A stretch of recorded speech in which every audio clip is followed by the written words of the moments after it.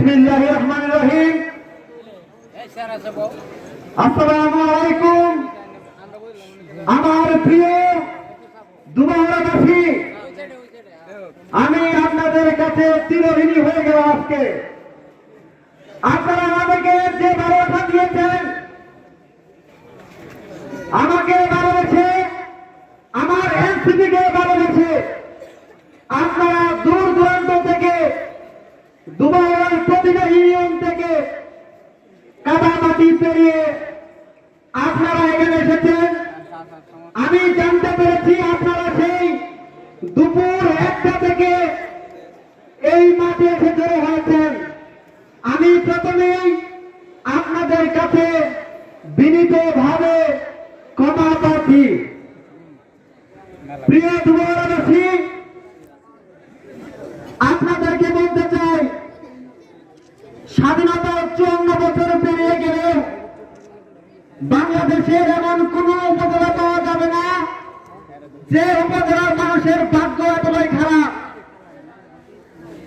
আমাদের দুবারায় কারের বিবর্তনে সময়ের ধারাবাহিকতায় নেতা এসেছে, নেতা পরিবর্তন হয়েছে, কিন্তু আমার দুবারার ভাগ্যের কোন পরিবর্তন হয় নাই। আমার দুবারা থেকে কোন একজন মানুষ অসুস্থ হলে সে কল্পনা করতে পারবে না সে দুবারার ভিতর থেকেই সুস্থ হবে। কোন মানুষ অসুস্থ হলে তাকে চিন্তা করতে হয় আমাকে যা লাগবে ময়মনসিংহ, না হয় যা লাগবে হালুয়াঘাট।